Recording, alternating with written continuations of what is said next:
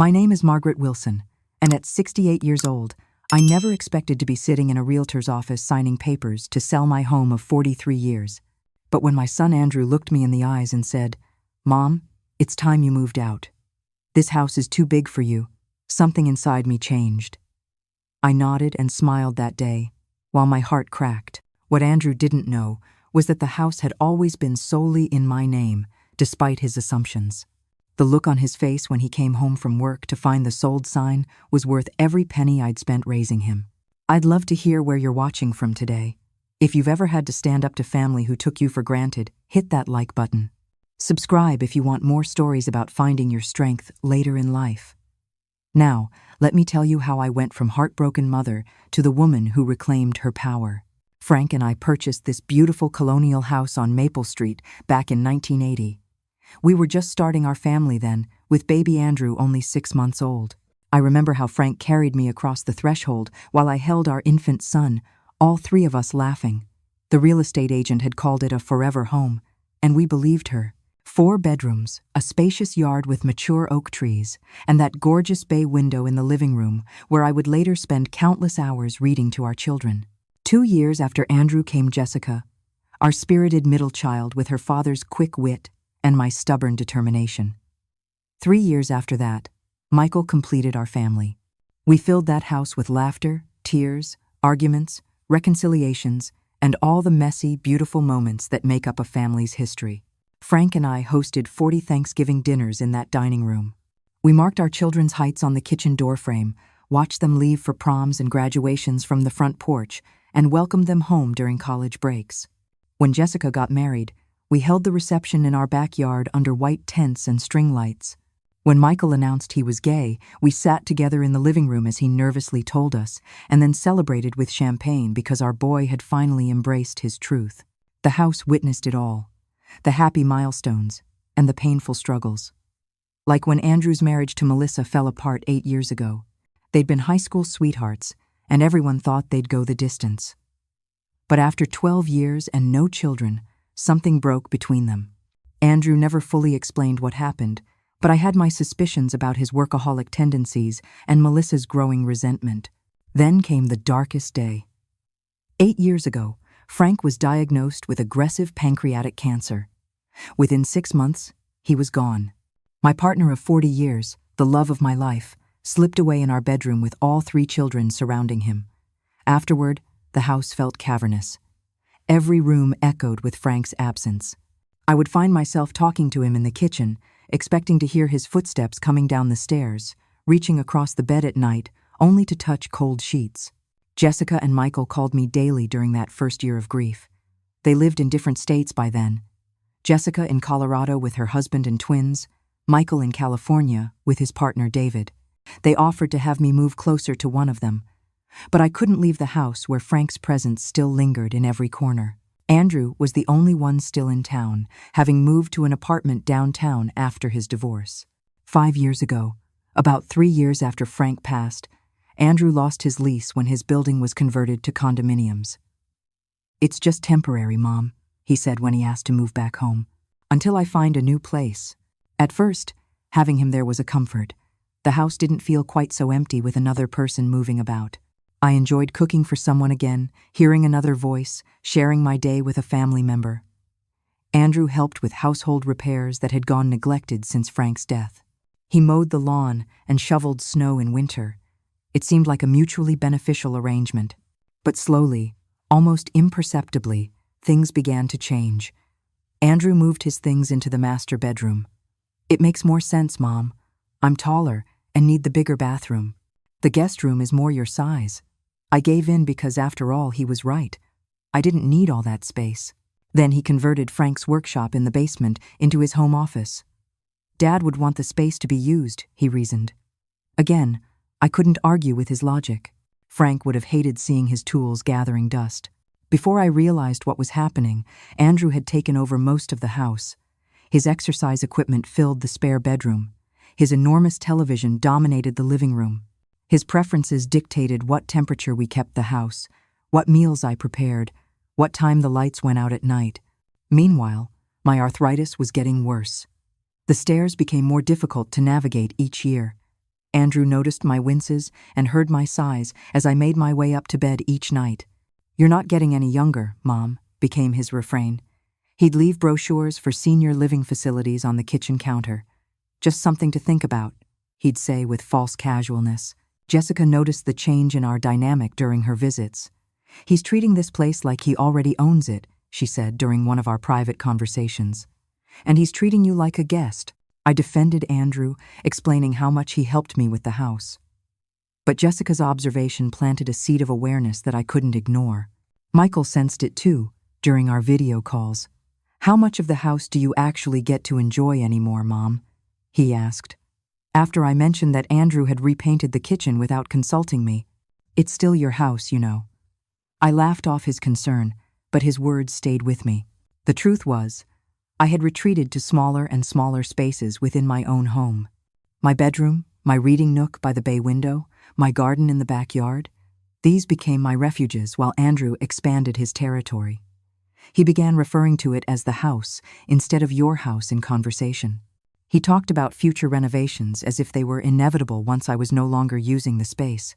I never confronted him directly about these subtle shifts. Perhaps that was my mistake.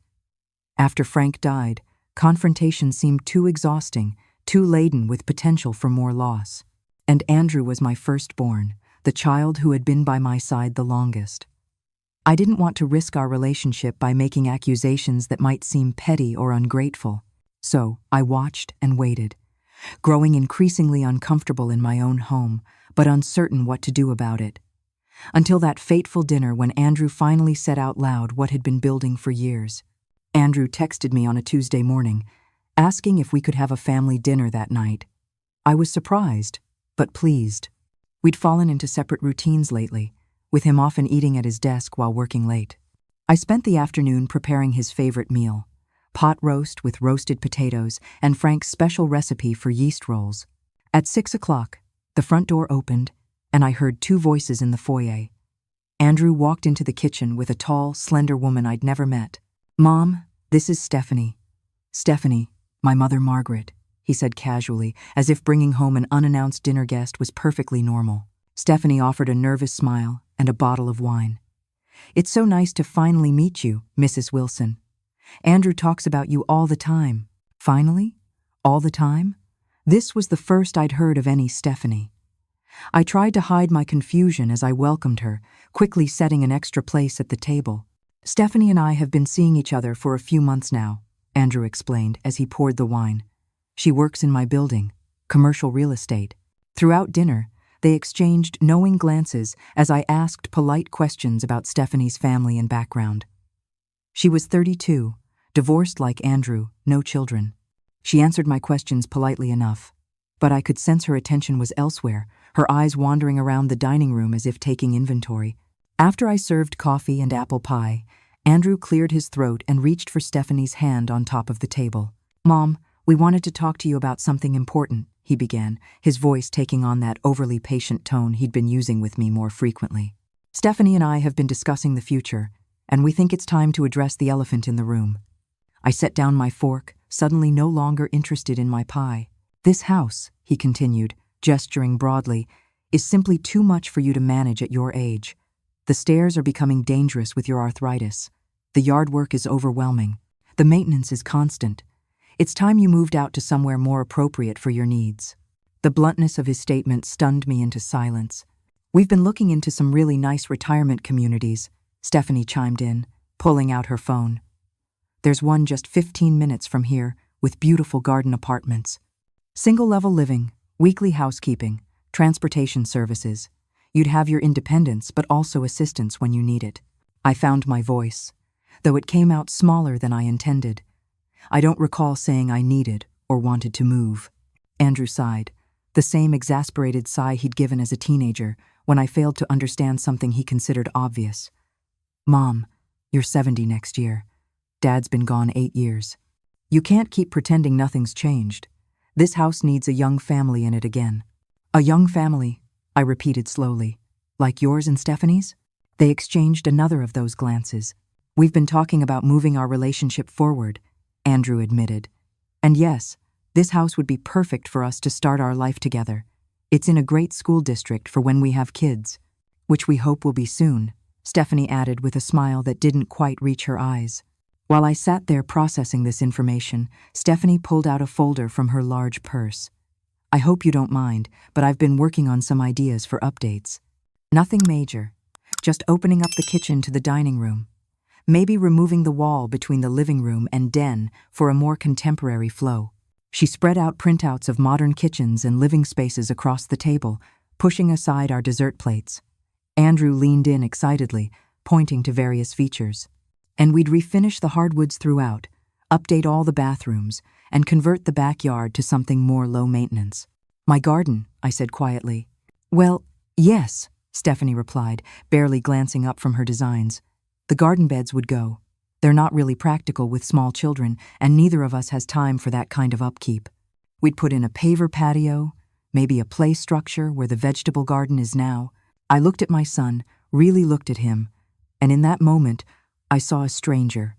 Not the boy I'd raised, not Frank's son, but someone I didn't recognize. Someone who could sit at my table, eat food I'd prepared, and calmly discuss erasing every trace of my existence from my home. And when exactly did you envision this transformation taking place? I asked, working to keep my voice steady. Andrew had the decency to look slightly uncomfortable. We thought maybe by summer. That gives you a few months to sort through your things, decide what you want to keep for your new place. My new place, I echoed. The retirement community has openings now, Stephanie said brightly. We could tour it this weekend if you'd like. I pushed back from the table and stood up. I think I'm feeling a bit tired. If you'll excuse me, I need to lie down. Mom, don't be upset, Andrew called after me as I headed toward the stairs. This is what's best for everyone. You can't live in denial forever. In my bedroom, I closed the door and sat on the edge of my bed, Frank's and my bed, where I'd slept alone for 8 long years. Through the floor, I could hear them continuing their conversation, their voices animated as they discussed paint colors and furniture placement. I didn't sleep that night. Instead, I went through old photo albums, tracing Frank's face with my fingertips, remembering the life we'd built together. At some point, I opened my laptop and found myself typing how to sell a house quickly into the search bar. Out of curiosity, I checked Andrew's browser history on the family computer in the den, something I'd never done before. There, I found his recent searches. Nursing homes near me, selling inherited property tax implications, moving elderly parent against their will, and most tellingly, how long after parent moves out can you claim abandonment of property? In that moment, I knew what I had to do. The next morning, I waited until Andrew left for work before making my first call. My hands trembled slightly as I dialed my attorney, Richard Goldman, who had handled Frank's estate and had been our family lawyer for decades. Margaret, what a pleasant surprise, Richard said warmly. How are you doing? I need to confirm something, Richard. The house on Maple Street, who exactly owns it? There was a pause on the line. The house is solely in your name, Margaret. Frank transferred his half to you several years before his passing to simplify the estate. Don't you remember signing those papers? I did vaguely recall signing documents, but in my grief after Frank's diagnosis, many details had become blurry. And Andrew's name isn't on any of the paperwork? He has no legal claim? None whatsoever, Richard confirmed. Is everything all right, Margaret? Is Andrew giving you problems? Not yet, I replied, feeling a weight lift from my shoulders. But I needed to be certain before I make my next move. After thanking Richard, I immediately called Linda Martinez, a realtor I'd known for years through our church. She'd been sending me birthday cards and Christmas greetings since Frank's passing, always ending with "call me if you ever think of downsizing." Today, I would take her up on that offer. Linda arrived at my house within the hour, professional and discreet as always. I explained my situation in broad strokes, not wanting to delve into the painful details of Andrew's betrayal. I need to sell quickly and quietly, I concluded. Is that possible in this market? Linda nodded, surveying my living room with an appraising eye. Your home is in a prime location, Margaret, and despite its age, you and Frank maintained it beautifully. With some strategic staging and the right marketing, I believe we could generate serious interest immediately. We discussed the legalities of selling with a tenant in residence. Since Andrew had no lease and paid no rent, he had limited rights as an occupant. However, Linda advised, it would be cleaner if the house were vacant during showings. Any chance Andrew might be away soon? As if by divine providence, Andrew had mentioned a business trip the following week, 3 days in Chicago for a conference. It would give us the perfect window to photograph and list the property. Next, I called my accountant to discuss the financial implications. The house had appreciated significantly over the decades. After paying off what remained of our modest mortgage, I would have substantial proceeds to secure my future. "You're in an excellent position, Margaret," my accountant assured me. "With careful investment of the proceeds, plus your pension and Social Security, you should be quite comfortable." With the practical matters in motion, I faced the more emotional task, deciding where I would go. Despite Andrew and Stephanie's presumptions, I had no interest in a retirement community, at least not yet. I was only 68, active in my church and volunteer work, and perfectly capable of independent living. On a whim, I called my friend Eleanor, who had moved to a luxury condominium building downtown after her husband passed. "Margaret, you would love it here," she gushed. "Single-level living, fantastic views, secure building with a doorman, and a wonderful community of people our age who are still living life to the fullest.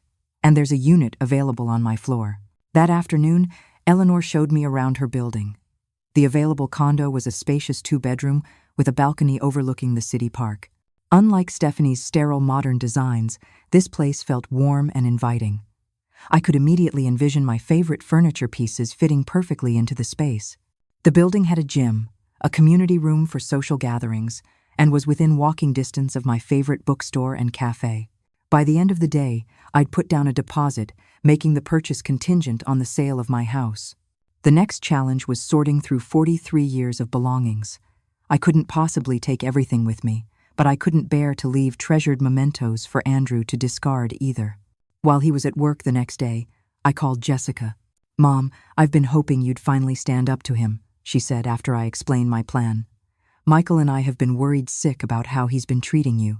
Can you come help me pack some things? I don't want to take everything from the house. That might tip Andrew off. But there are keepsakes I can't bear to lose." Jessica arrived 2 days later, having told her husband it was a girls' weekend with her mother. Together, we carefully packed Frank's military medals, our wedding album, the children's baby books, and irreplaceable family photographs. Jessica arranged to store these treasures at her home until I was settled in my new place. "What about Michael?" Jessica asked as we sorted through items. "Should we tell him?" "I already spoke with him," I replied. "He offered to let me stay with him and David temporarily if needed, but I think I'll be fine at the hotel near my new condo while waiting to move in." With Jessica's help, I opened new bank accounts at a different institution from the one Andrew and I shared. I began redirecting my pension and Social Security payments to the new account. I updated my address with important services and subscriptions. As I worked through these practical matters, I found myself reflecting on how I'd arrived at this point. Had I enabled Andrew's entitlement by being too accommodating after Frank died? Had my grief made me passive when I should have been assertive? Perhaps. But dwelling on past mistakes wouldn't change my current circumstances. What mattered now was taking control of my future. The night before Jessica left, we sat on the porch swing that Frank had built when the children were small. "Are you sure about this, Mom?" she asked gently. "It's going to cause a major rift with Andrew." I sighed, watching the sunset paint the sky in shades of pink and gold over the neighborhood I'd called home for so long. "The rift is already there, Jessica. Andrew stopped seeing me as a person with my own agency. In his mind, I'm just an inconvenience to be managed, an obstacle to his plans. It's still going to be hard." "Yes," I agreed. "But for the first time since your father died, I feel like I'm making a choice for myself, not just reacting to what life throws at me. That feels right, even if it's painful." Jessica squeezed my hand. "Dad would be proud of you." After she left, I continued preparing, moving with new purpose and surprising energy. Linda had referred me to a moving company that specialized in helping seniors downsize. I arranged for them to come the day Andrew left for Chicago, ready to pack, and move my carefully curated belongings directly to storage until my condo was ready. With each decision, each phone call, each box packed, I felt more certain. This wasn't just about revenge for Andrew's betrayal, though I couldn't deny the satisfaction I anticipated. This was about reclaiming my life and my independence. I was Margaret Wilson, not just Andrew's mother or Frank's widow. It was time the world, and especially my son, remembered that. For the next 2 weeks, I lived a double life. During the day, while Andrew was at work, I visited retirement communities with Linda, the realtor, who played along with my charade. We collected brochures which I deliberately left on the kitchen counter for Andrew to find. In reality, we were evaluating my home's market value by comparing similar properties and planning our listing strategy. When Andrew commented on the brochures, I simply nodded and said I was considering my options. His relief was palpable. He even offered to drive me to tour facilities that weekend, an offer I politely declined, claiming I preferred to go with the ladies from church who were also considering such moves. Meanwhile, I visited my new condo building several times, measuring spaces and planning furniture placement. I selected new paint colors and arranged for minor renovations to be completed before my move-in. The activity energized me in ways I hadn't experienced since before Frank's illness. At home, I began subtly reclaiming small territories. I reorganized the kitchen cabinets, moving Andrew's protein powders and supplements to a lower shelf to make room for my tea collection. I brought my gardening books back to the living room bookcase. I scheduled a piano tuner to restore the baby grand in the formal living room that had sat silent for too long. "Are you expecting company?" Andrew asked when he noticed the freshly tuned piano. "Just reconnecting with old pleasures," I replied with a smile. If he found my behavior strange, he didn't comment. Perhaps he was too distracted by his own plans. Stephanie began visiting more frequently, often arriving with fabric swatches and paint samples. They would huddle together in the kitchen, speaking in hushed tones that immediately ceased when I entered the room. Once, I overheard Andrew telling Stephanie, "Just a few more months. Mom's finally looking at places." Another time, I returned from grocery shopping earlier than expected to find Stephanie measuring the master bedroom windows. "Just getting ideas for window treatments," she explained hurriedly. "For down the road, of course." I smiled and nodded, playing the role of the oblivious elderly mother. In the evenings, I'd retreat to my bedroom early, ostensibly to rest but actually to research real estate laws, senior financial planning, and resources for independent living.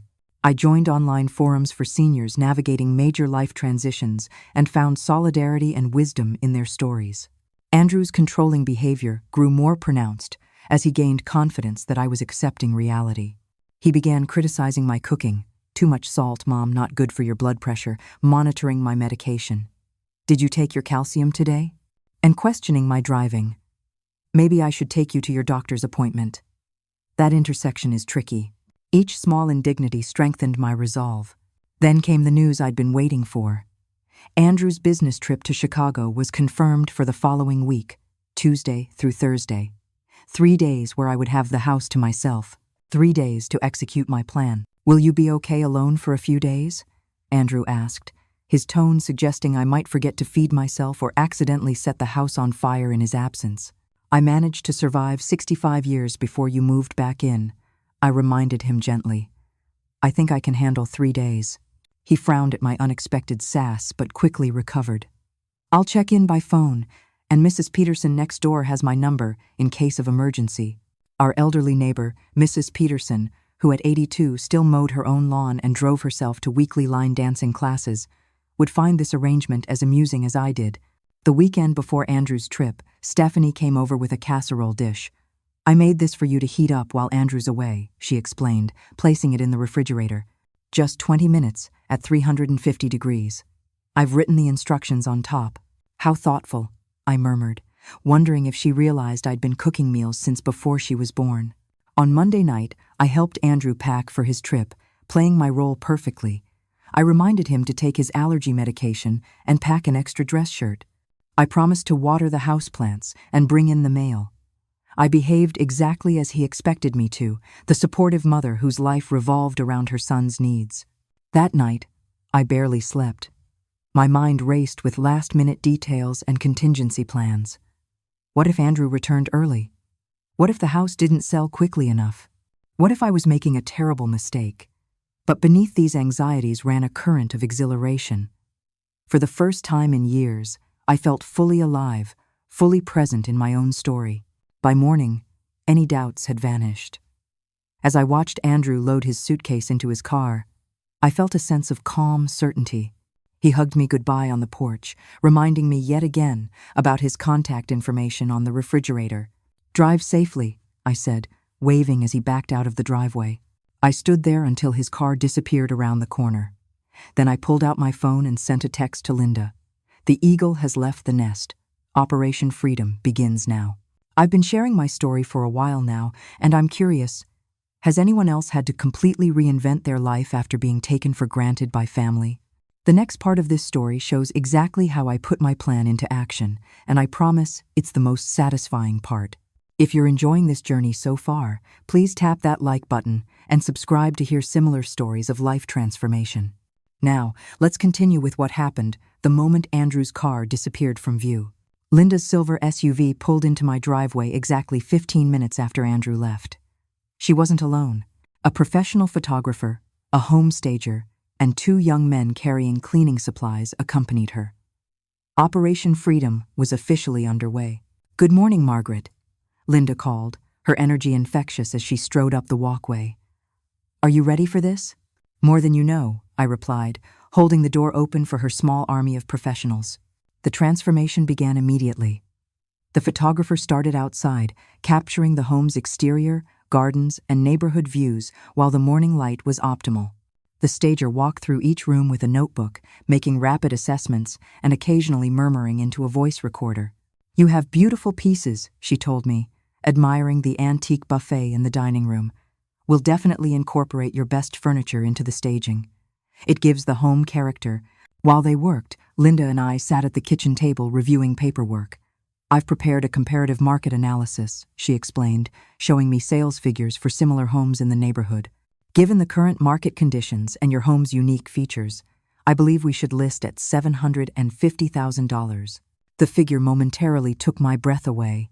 Frank and I had purchased the house for $85,000 in 1980.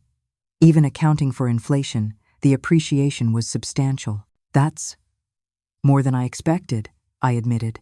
Linda smiled. "Location, charm, and solid construction. Plus, you've maintained it beautifully. Now, let's talk strategy. I recommend we list on Thursday, hold an open house on Saturday, and review offers on Monday. In this market, I expect multiple bids, possibly above asking price." By noon, the cleaning crew was hard at work, making every surface gleam. The stager had identified which furniture should stay for showing purposes and which should be removed or rearranged.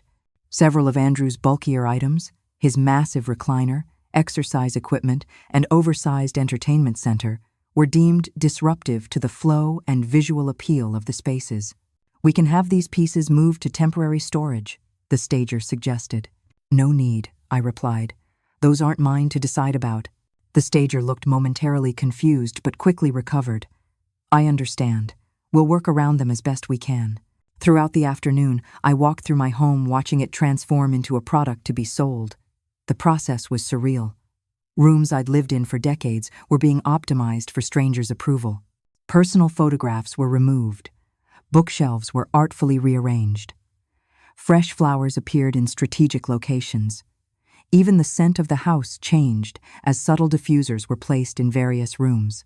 "Vanilla and citrus," the stager explained, "creates a welcoming but neutral atmosphere." By evening, the house barely resembled the home I'd woken up in that morning.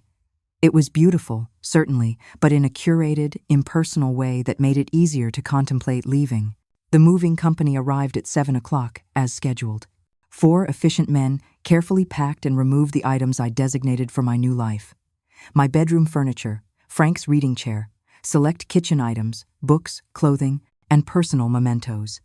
Everything was headed for temporary storage until my condo was ready. Linda returned just as the movers were finishing. "The listing goes live tomorrow morning," she confirmed. "Professional photos have been edited and look spectacular. I've already started reaching out to potential buyers' agents privately to generate buzz." I nodded, suddenly overwhelmed by the finality of what I was doing. Linda must have sensed my momentary doubt. "Margaret, are you absolutely certain this is what you want?" I looked around at my transformed home, thinking of Andrew's dismissive words and calculating plans. "Yes," I said firmly. "I'm certain." After everyone left, I settled into the guest bedroom where I'd arranged to sleep during this transition. My bedroom furniture was gone, but I had kept a comfortable set of linens and my favorite pillow. The house felt strangely peaceful, as if it too was preparing for its next chapter. I called Jessica to update her on the day's events. "How are you feeling, Mom?" she asked. "Lighter," I replied after a moment's reflection. Like I've set down a heavy burden I didn't even realize I was carrying. The next day brought a flurry of activity as Linda put the final touches on the listing.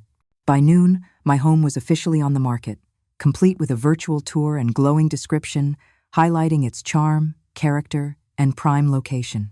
I spent the afternoon at Eleanor's condominium, finalizing details for my new home. We selected fixtures for the bathroom renovation and discussed window treatments for the living room. Eleanor introduced me to several neighbors who welcomed me warmly to the building. "You'll love the book club," one woman assured me. "We're reading The Dutch House next month." By Wednesday evening, just over 24 hours after the listing went live, Linda called with exciting news. "Margaret, the response has been overwhelming.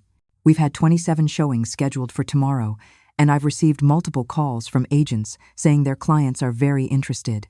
"That's wonderful," I replied, trying to process the rapid pace of events. "I've scheduled an open house for Saturday as planned, but at this rate, we might have offers before then." "How do you feel about that?" "The sooner the better," I told her, thinking of Andrew's return the next day. On Thursday morning, Linda called again, her voice pitched higher with excitement. "Margaret, we've received a preemptive offer.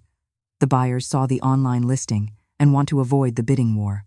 They're offering $20,000 above asking, with minimal contingencies and a 30-day close. They've included a letter explaining that they're a young family with 2 children who fell in love with your home and the neighborhood." My throat tightened with emotion. A young family, exactly what the house deserved. "That sounds perfect. There's one more thing," Linda continued. "They've requested to drive by the house today to see it in person before finalizing their offer. They won't come inside, just view it from the street. Would that be acceptable?" Of course, I agreed. 3 hours later, I watched through the living room window as a silver minivan slowed in front of my house. A man and woman in their 30s gazed at the property with visible excitement. 2 small children peered out from the back seat. The woman said something that made her husband laugh and squeeze her hand. They lingered for several minutes before driving away. Linda called shortly after.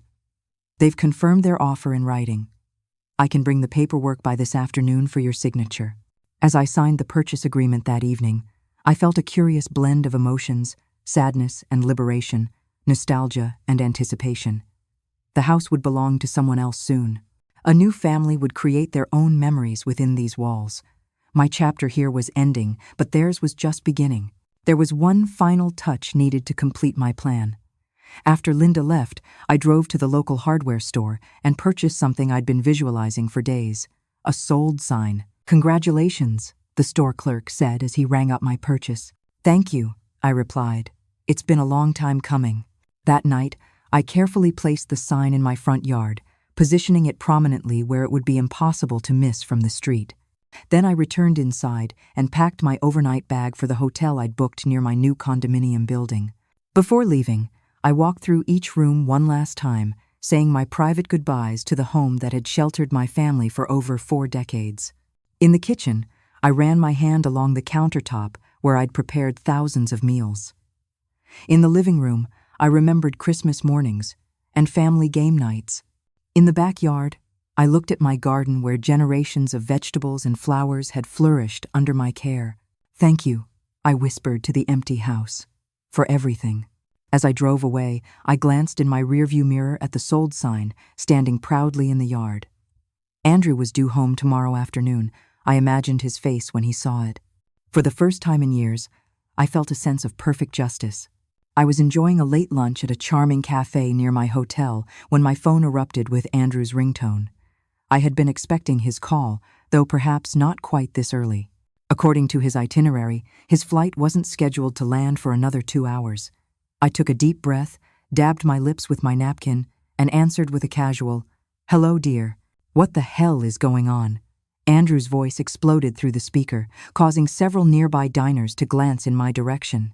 "Why is there a sold sign in our front yard?" Our front yard. The presumption in those 3 words crystallized exactly why I was sitting in this cafe instead of waiting anxiously at home for his return. My flight got canceled last night, so I took an earlier one, he continued without waiting for my response. I come home to find a sold sign and a note from the neighbors congratulating me on the sale. What have you done? I sold my house, I replied simply. The new owners are a lovely young family with 2 children. They're very excited about the garden. The silence that followed stretched for several seconds before Andrew found his voice again. Your house? Mom? What are you talking about? You can't sell the house without discussing it with me first. I live there. You live there because I allowed it, temporarily, 5 years ago, I reminded him, keeping my tone even.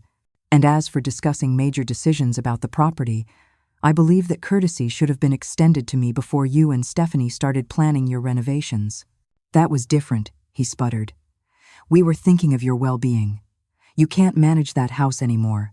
Yet somehow I managed to sell it quite efficiently, I noted. There was another pause, followed by the sound of a car door slamming. This isn't legal, Andrew declared. You can't sell a house with a tenant in it without proper notice. I'll contest this. You're not a tenant, Andrew.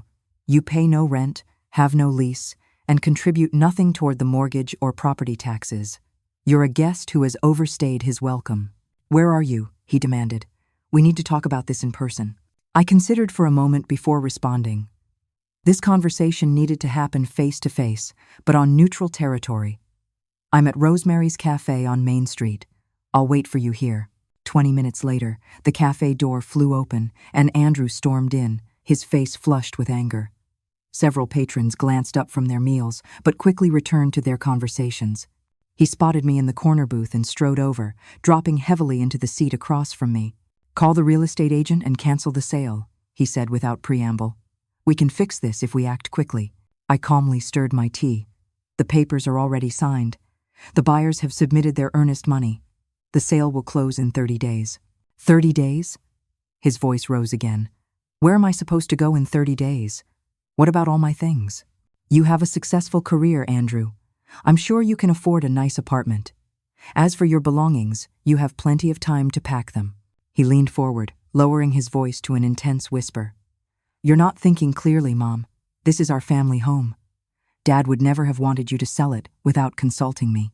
The mention of Frank sparked something in me. Your father put the house solely in my name for a reason. He trusted my judgment, and he would be deeply disappointed in how you've treated me these past few years. Andrew's expression shifted, a flicker of guilt quickly replaced by defensive anger. I've done nothing but take care of you. I moved back to help you after Dad died. I've maintained the house, driven you to appointments, looked out for your best interests. My best interests? I echoed. Like searching online for nursing homes without discussing it with me? Like planning to redecorate my home while I was still living in it? Like treating me as an inconvenience to be managed rather than a person with agency and dignity? His eyes widened. You checked my browser history? I did. Along with your searches for selling inherited property and abandonment of property laws. Quite enlightening. Andrew's face paled. Those were just. I was just researching options. As was I replied. And I chose the option that best served my needs. And what about my needs? He demanded, his voice cracking slightly. Where am I supposed to go? That's for you to decide, just as you decided it was time for me to go. I took a sip of my tea, maintaining eye contact. I found a lovely condominium downtown. Perhaps you could do the same. Andrew ran his hands through his hair, a gesture so reminiscent of Frank that it momentarily softened my resolve. You can't be serious about this. You're almost 70. You need family nearby. I have family nearby, I corrected him. Jessica and Michael call me daily. They visit regularly, and they respect my autonomy. They put you up to this, didn't they? His eyes narrowed. Jessica never liked me living with you. She's always been jealous that I was the one here taking care of you. Taking care of me, I repeated softly. Is that what you think you were doing when you moved me out of the master bedroom? When you repainted rooms without asking me? When you and Stephanie planned to remove my garden? Before he could respond, the cafe door opened again, and Stephanie walked in, looking flustered. She spotted us and hurried over.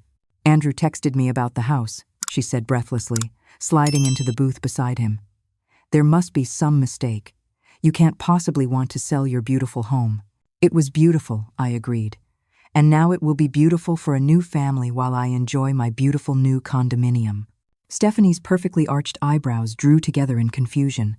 But what about our plans? We talked about this. No, you and Andrew talked about this. You made plans for my home and my life without including me in the conversation. I thought you understood, she said, turning to Andrew with a panicked expression. You said she was on board with moving to a retirement community.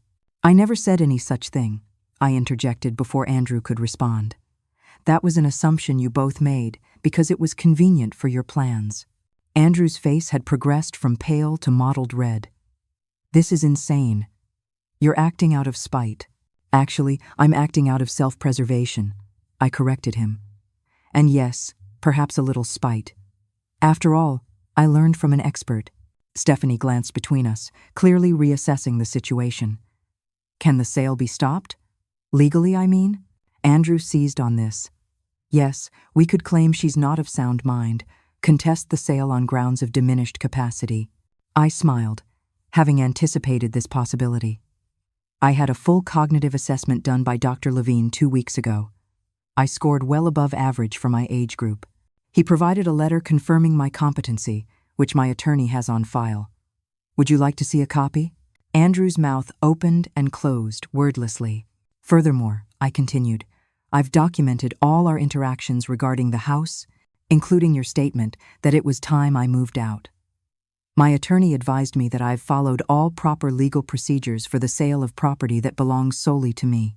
You planned all this, Andrew said slowly, realization dawning. While I was on my business trip, actually, I've been planning it since the night you and Stephanie discussed your renovation plans at my dinner table, I corrected him. The business trip simply provided a convenient opportunity. Stephanie placed her hand on Andrew's arm. Maybe we should talk about this later, when everyone's calmer. There's nothing to discuss, I said firmly. The house has been sold, I've purchased my new home, and now we all need to move forward with our separate lives. So that's it? Andrew asked, his voice hollow. 43 years of family history, just erased? The history isn't erased, Andrew. It lives in our memories and in the love we shared in that home. I met his gaze directly. But that chapter has ended. It ended when you decided I no longer belonged there. I never said you didn't belong, he protested weakly. You didn't have to say it. Your actions made it abundantly clear. We sat in silence for a long moment. Around us, the cafe continued its afternoon rhythm. Coffee cups clinked, conversations hummed, life moved forward. Finally, Andrew spoke again, his voice quieter. Where will you go until this new place is ready? I've booked a hotel near my new building. Jessica will be coming to help me settle in once the condo is ready. And my things? My furniture? You have 30 days to remove your belongings from the house, I explained. I've arranged for a moving company to help with anything you wish to keep. The rest can be donated or discarded. Andrew shook his head slowly. I can't believe you're doing this. I can't believe you thought I wouldn't, I replied. Stephanie, looking increasingly uncomfortable, checked her watch. Andrew, we should go. We need to figure out arrangements. They slid out of the booth together. Andrew paused, looking down at me with a mixture of anger and disbelief. This isn't over, Mom. I met his gaze steadily. Yes, Andrew, it is. As I watched them leave the cafe, I felt no triumph, no vindication, just a quiet certainty that I had done what was necessary. For too long, I had allowed grief to make me passive. For too long, I had retreated from my own life, shrinking my expectations and my space to accommodate others' plans. No more. The confrontation had been painful but necessary, like lancing a wound to allow healing to begin. Whether Andrew and I could repair our relationship remained to be seen. But I had taken the first step toward reclaiming my dignity, and that alone was worth the pain of this difficult day. The following week passed in a blur of activity and emotion. Andrew maintained a chilly distance, communicating with me only through terse text messages about scheduling times to retrieve his belongings. I stayed at my hotel, returning to the house only when I knew he wouldn't be there. During one such visit, I found evidence of his anger. Drawers left open, items strewn about, a framed family photo face down on a table. It saddened me but didn't surprise me. Andrew had always expressed his feelings through these passive-aggressive gestures, even as a teenager. Jessica arrived the following weekend, having arranged childcare for her twins so she could help me prepare for my move. We spent a day sorting through the remaining items in the house, deciding what to keep, what to give to family members, and what to donate. Andrew called me. Jessica mentioned as we wrapped Frank's old fishing trophies in newspaper. He wanted me to talk some sense into you. I continued my wrapping without looking up. And what did you tell him?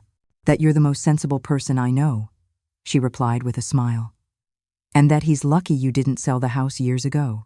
Michael called daily during this transition period, offering emotional support and practical advice. How are you holding up, Mom? He would ask, genuine concern in his voice. Better than expected, I told him truthfully. There are moments of sadness, of course, but mostly I feel unburdened. My neighbors had mixed reactions to the news. Mrs. Peterson next door was delighted for me. It's about time you put yourself first, Margaret, she declared over coffee. That boy of yours has been taking advantage for far too long. Others were less supportive. The Richardsons across the street, who had been friendly with Frank, expressed concern about my decision. Are you sure this is wise at your age? Mr. Richardson asked when we crossed paths at the mailbox. Living alone downtown? I won't be alone, I explained patiently. I'll be in a building with security and neighbors close by, and I'll have freedom I haven't enjoyed in years. The most difficult moment came when Linda called to inform me that the buyer's inspection had been completed successfully and all contingencies had been removed from the contract. The sale was now guaranteed to close on schedule. It's really happening, I said, more to myself than to Linda. Second thoughts? She asked gently. No, I replied after a moment's reflection. Just acknowledging the magnitude of the change. The real estate transaction proceeded smoothly. The young family, the Morellis, had secured their financing without issue. They requested a walkthrough with me present, wanting to learn about the house's quirks and history directly from someone who had lived there so long. I agreed, though with some trepidation about the emotional impact. We arranged to meet on a Tuesday morning when Andrew would be at work. Rachel and David Morelli arrived with their children, Emma, age 7, and Liam, age 5. Rachel immediately apologized for the children's energy as they explored the backyard. Please don't apologize, I told her. This house was built for children's laughter. As we walked through the rooms, I shared little stories. The mark on the dining room wall where Michael had accidentally thrown a baseball, the creaky third stair that no amount of repair could ever fix, the best spot in the living room to catch the morning light for reading. The previous owners told us similar things when we bought our first home, David said. It meant so much to us to feel connected to the house's history. Rachel nodded. We want you to know we'll respect the home you've created here. We plan to maintain the gardens. We're both avid gardeners. And we promise not to paint the beautiful woodwork, David added. We fell in love with the original character. By the end of the tour, I felt a sense of peace about my decision. The Morellis would love this house as we had. They would fill it with new memories, new traditions, new life. The house deserved that. As they were leaving, little Emma tugged on my hand. Can I come visit your garden sometimes? She asked, her eyes serious. I knelt down to her level, touched by her request. The garden will be yours soon, I explained, but I'd be happy to share my gardening secrets with you any time. She nodded solemnly. I promise to take good care of your flowers. That small interaction reinforced what I already knew. I had made the right decision. The house would continue to be a home, not a battlefield of family tension or a museum to my past. The following day, I received an unexpected phone call from Stephanie. Margaret, I hope I'm not overstepping, she began hesitantly. I wanted to apologize for my role in all this. Her call surprised me. I appreciate that, Stephanie. I should have been more sensitive to your attachment to your home, she continued. Andrew and I, well, we got caught up in our own plans without considering your feelings. Thank you for recognizing that, I said, genuinely moved by her apology. Andrew and I have found an apartment, she added. It's not what we had hoped for, but it's a start. And maybe this is a good reality check for us. I couldn't help but agree with her assessment, though I kept that thought to myself. Meanwhile, my new condominium was coming together beautifully. The bathroom renovations were completed ahead of schedule. My furniture had been moved from storage and arranged in the space. Eleanor had introduced me to several neighbors, all of whom welcomed me warmly to the building. There's water aerobics on Tuesdays, book club on Thursdays, and happy hour in the community room on Fridays, Eleanor informed me. You'll never be bored. The day before closing, I visited the house on Maple Street one last time. Andrew had finally removed all his belongings, leaving the spaces eerily empty and echoing. I walked slowly through each room, touching door frames, window sills, the banister Frank had sanded and refinished himself decades ago. In the backyard, I knelt beside my perennial garden. The irises Frank had planted for our 10th anniversary were preparing to bloom. The rose bushes we'd added for our 25th were budding. The Japanese maple we'd planted when Andrew was born stood tall and graceful at the corner of the yard. Goodbye, old friends. I whispered to the plants that had been my faithful companions for so many years. I pressed my palm against the warm earth one last time. Inside, I left a small gift for the Morellis on the kitchen counter, a journal containing seasonal gardening notes specific to this property, along with a hand-drawn map of the perennial beds identifying each plant. I included the names and numbers of local garden centers and service providers we had used over the years. As I prepared to leave, I noticed something I'd missed during my earlier visits. Andrew had left Frank's old fishing hat hanging on the coat rack by the front door. Whether an oversight or a final passive-aggressive gesture, I couldn't say. I took the hat and gently placed it in my bag. At the front door, I paused for one final moment, my hand on the knob that Frank had replaced the year before he got sick. Thank you, I said softly to the empty house, for everything. Then I closed the door, walked to my car, and drove toward my future without looking back. The morning I moved into my condominium dawned clear and bright. June sunshine streamed through the floor-to-ceiling windows, illuminating spaces that would soon become my new home. Jessica and Michael had both arrived the previous day to help with the transition, the first time all three of my children had been in the same city in nearly 2 years. Well, 2 of my children. Andrew had declined my invitation to the housewarming, responding with a brief text message, "Can't make it. Good luck with the move." His absence cast a small shadow over the day, but I refused to let it diminish my excitement. The condominium was everything I had hoped for. Spacious yet manageable, with modern amenities and beautiful views of the city park. Most importantly, it was mine, selected by me, designed for my needs and preferences. "This place is gorgeous, Mom," Michael said as he and his partner David arranged my bookshelves. "I can already see you hosting dinner parties here." Jessica nodded in agreement as she unpacked kitchen items. "And no stairs to navigate. Your arthritis will thank you come winter." By mid-afternoon, the major furniture was placed, boxes were unpacked, and pictures hung.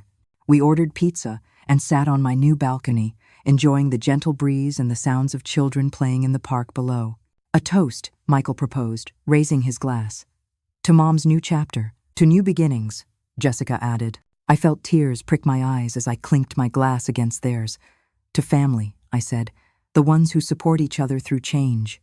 The unspoken acknowledgement of Andrew's absence hung in the air briefly before the conversation moved on to lighter topics. After Jessica and Michael departed the next day, I began settling into my new routine. The condominium building offered more amenities than I had initially realized. Besides the gym and community room, there was a rooftop garden, a library nook, and weekly social activities organized by a resident committee. Eleanor proved to be not just a neighbor but a genuine friend, introducing me to her circle and making sure I felt included. Wednesday morning coffee in the community room, she reminded me after my first week, "Don't be late. Harriet makes the best cinnamon rolls you've ever tasted." She was right. Harriet's cinnamon rolls were divine, and the Wednesday morning coffee group welcomed me with warm curiosity and genuine interest in my story. "You sold your house while your son was away?" Harriet exclaimed when I shared an abbreviated version of recent events. "Good for you." My daughter tried to convince me to move in with her after Harold passed. I told her I'd rather join the circus. The group erupted in appreciative laughter, and I realized I was among peers who understood the struggle to maintain independence in their later years. Within weeks, I had established new patterns. Morning walks in the park, afternoon reading on my balcony, evenings spent exploring downtown restaurants or attending community events. I joined the building's book club and discovered a shared love of mystery novels with several neighbors. I volunteered at the downtown library's literacy program, helping adults improve their reading skills. One surprising development was my rekindled interest in piano playing.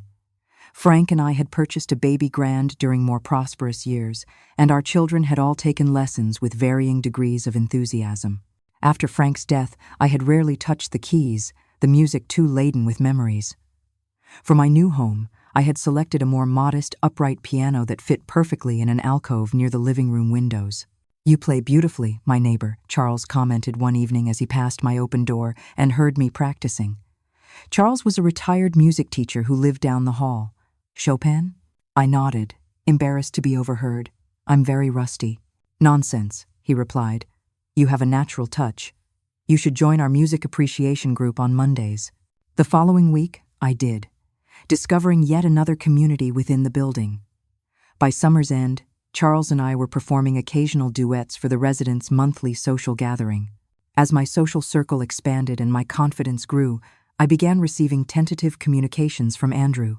At first, they were practical messages about mail that had been delivered to the old house or questions about family heirlooms. Gradually, they evolved into brief inquiries about my well-being. "How's the new place?" he texted in late August. "Wonderful," I replied. "You should visit sometime." "Maybe," came his non-committal response. I didn't push. The wound between us was still fresh, the betrayal on both sides still raw. Healing would require time and mutual willingness to rebuild trust. Meanwhile, I focused on nurturing the positive relationships in my life and exploring new interests. Linda, my realtor, had become a friend, inviting me to her dinner parties and introducing me to her circle of active seniors. "Margaret's the one who sold her house while her entitled son was on a business trip," she would announce, making me the instant center of admiring attention. "Did he really try to claim you weren't competent?" a retired judge asked during one such gathering. "He suggested it," I acknowledged. But fortunately, I had anticipated that possibility. "Smart woman," the judge approved. Too many seniors get bulldozed by well-meaning but controlling children. Even my health seemed to improve in my new environment. The single-level living eased the strain on my arthritic knees. Regular swimming in the building's heated pool increased my mobility and reduced pain. The walking path through the park provided gentle exercise and connection with nature. Most significantly, my stress levels decreased dramatically without the constant tension of navigating Andrew's territorial behavior. My doctor noticed the change during my annual physical. "Your blood pressure is lower than it's been in years," she observed. "Whatever you're doing, keep it up." "I sold my house and moved downtown," I told her. "Best decision I've made in a decade." She nodded approvingly. Living environments can significantly impact health, especially as we age. "It sounds like you found a good fit." One unexpected joy of my new life was the freedom to travel. With no house to maintain or garden to tend, I could leave for extended periods without worry. Michael and David invited me to visit them in California for 2 weeks in September. I explored San Francisco's museums, hiked in Muir Woods, and sampled wines in Napa Valley. "I've never seen you so relaxed, Mom," Michael commented as we watched the sunset from their deck in Oakland. "You seem lighter, somehow." "I am," I agreed. I didn't realize how heavy my life had become until I set down the weight. In October, I took a bus tour of New England to see the autumn foliage, something Frank and I had always planned to do someday. I found myself thinking of him often during the trip, not with the sharp pain of fresh grief, but with gentle appreciation for our time together and the strength he had helped me develop. "You would approve of this adventure, Frank," I whispered one evening, watching crimson and gold leaves dance against a twilight sky in Vermont. "You always said I was stronger than I knew." By Thanksgiving, I had established enough of a reputation as a gracious hostess that I offered to host dinner in my condominium's party room. Jessica and her family drove in from Colorado. Michael and David flew from California. Several of my new friends from the building joined us, creating a lively, intergenerational gathering. The question of whether to invite Andrew hung over my planning. After much consideration, I sent him a simple text: "Thanksgiving dinner at my place. 3 p.m. Your siblings will be here. You're welcome to join us." 3 days before Thanksgiving, he finally responded, "Can I bring Stephanie?" Of course, I replied, feeling a cautious hope. When they arrived, I barely recognized my son. He had lost weight, and his usually meticulously styled hair was longer, slightly disheveled. Stephanie hovered nervously behind him, clutching a bouquet of autumn flowers and a bottle of wine. "Nice place," Andrew said stiffly after an awkward hug. "Thank you," I replied. "Let me show you around." As I gave them the tour, I noticed Andrew's eyes widening at the spaciousness of the condominium, the quality of the finishes, the stunning views. He had clearly expected something institutional, something that would confirm his narrative that I had made a rash, ill-considered decision. "You seem settled," he commented, surprise evident in his voice. "I am," I confirmed. "Very happily so." Throughout dinner, Andrew remained quiet, observing the easy rapport between me and my new friends, listening to Jessica and Michael's enthusiastic descriptions of their visits to my new home. I caught him watching me, as I laughed at Charles's jokes, as I discussed books with Eleanor, as I moved confidently through the space I had created for myself. After dessert, while others were engaged in conversation, Andrew approached me in the kitchen where I was preparing coffee. "Mom, I need to say something," he began awkwardly. I've been thinking a lot about what happened." I turned to face him, giving him my full attention. "I was wrong," he said, the words clearly difficult for him. "About the house, about your capabilities, about a lot of things." "Thank you for acknowledging that," I said quietly. "Stephanie and I broke up," he continued. "After we moved into the apartment, she said the whole situation made her see me differently." I nodded, unsurprised. Stephanie had witnessed his worst behavior during our confrontation at the cafe. "I've been seeing a therapist," Andrew admitted. "She thinks I have issues with control stemming from when Dad got sick, that I couldn't control what was happening to him, so I tried to control everything else." "That makes sense," I said gently. "Grief affects us all differently." "I miss you," he said suddenly, his voice catching. "I miss our family. I miss who I was before I became. Whatever I became." I reached out and took his hand, feeling the familiar callus on his thumb where he'd always pressed his pen too hard when writing. My firstborn, my complicated, flawed, precious son. "I miss you too," I told him truthfully. "And I'm still here. I'm different now, stronger, more independent, but I'm still your mother." "Can we try again?" he asked, vulnerability replacing the defensive anger I'd seen in his eyes for so long. "Can we start over somehow?" "Not over," I corrected him. "Forward." We move forward, learning from the past rather than erasing it. He nodded, understanding the distinction. "Forward, then." As we rejoined the others, I felt a deep sense of rightness settle over me. The sale of the house had been necessary, not just as an act of self-preservation or revenge, but as a catalyst for growth and healing for both Andrew and me. Sometimes the most loving thing we can do for each other is to disrupt the patterns that keep us trapped in unhealthy dynamics. My new home wasn't just a place to live. It was a physical manifestation of my reclaimed independence. Within these walls, I wasn't defined solely as Frank's widow or Andrew, Jessica, and Michael's mother. I was Margaret Wilson, friend, musician, reader, gardener, traveler, and so much more. For the first time in decades, I was living my life rather than merely maintaining it. And that realization was the most precious housewarming gift of all. 1 year after selling my house on Maple Street, I celebrated my 70th birthday in the rooftop garden of my condominium building. Eleanor had helped me arrange flowers and string lights among the container plants. Charles played jazz standards on a portable keyboard, while my friends and neighbors mingled in the warm June evening air. "70 looks good on you, Mom," Michael said, clinking his champagne glass against mine. "I've never seen you so vibrant." I smiled, knowing he was right. The past year had transformed me in ways I couldn't have imagined. My hair, which I'd colored chestnut brown for decades, now shimmered in its natural silver. I'd lost 15 pounds from regular swimming and walking.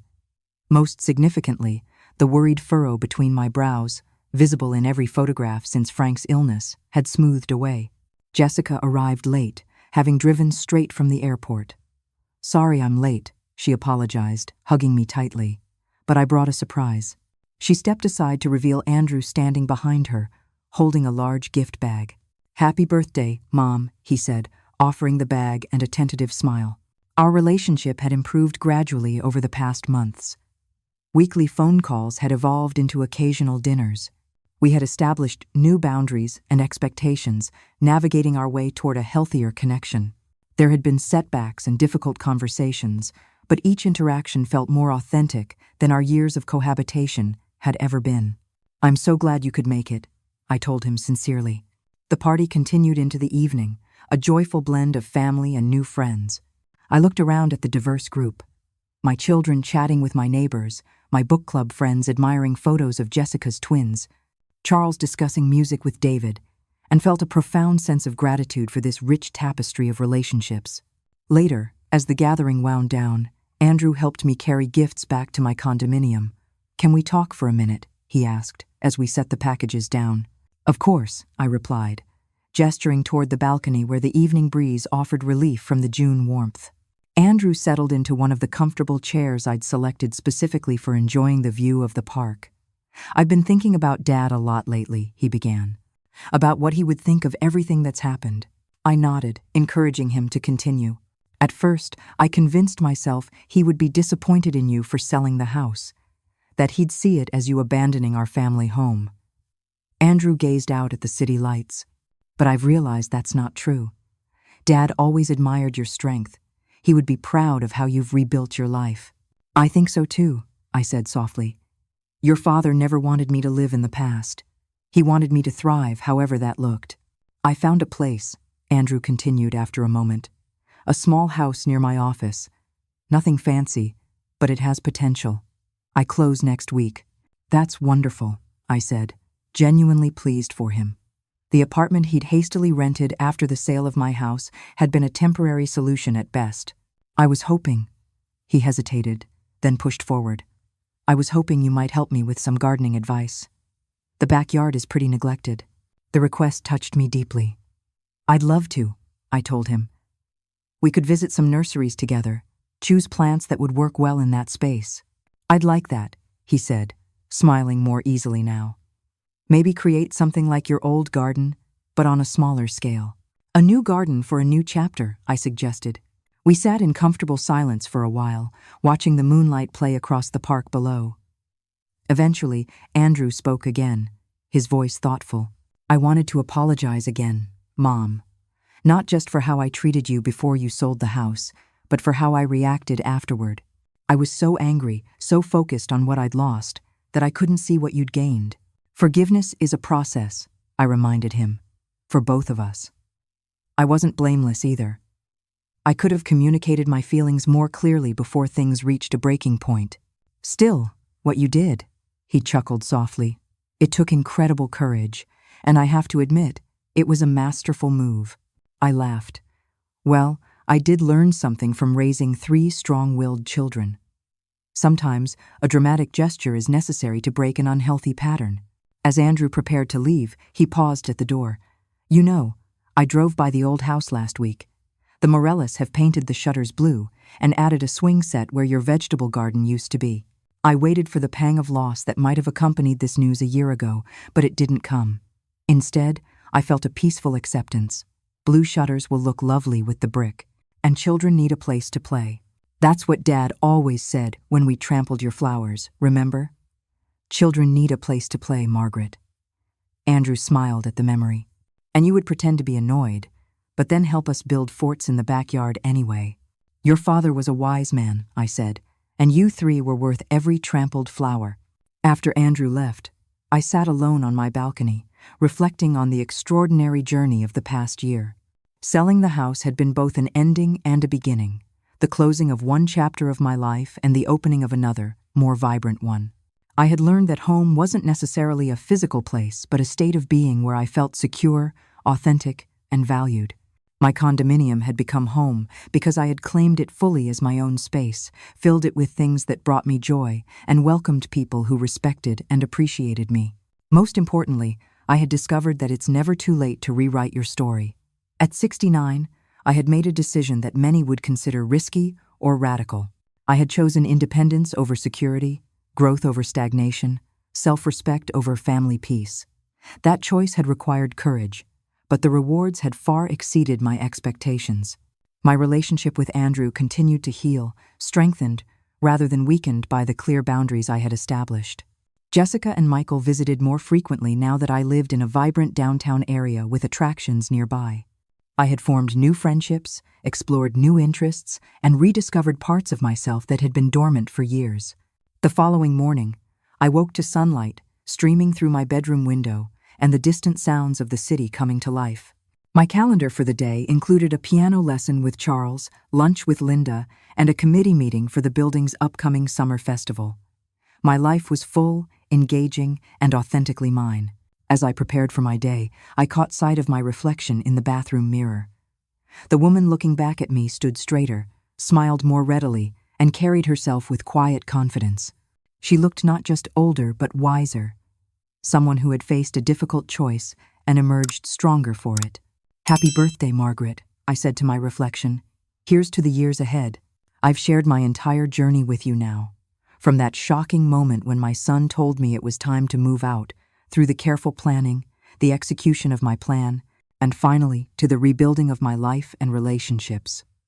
Looking back on it all, I'm reminded that standing up for yourself is rarely easy, especially when it means confronting family. But sometimes, that difficult stand is exactly what everyone needs to grow. If my story has resonated with you in any way, I'd love to hear about your own experiences with family dynamics and difficult choices in the comments below. Have you ever had to make a tough decision that others didn't understand at first?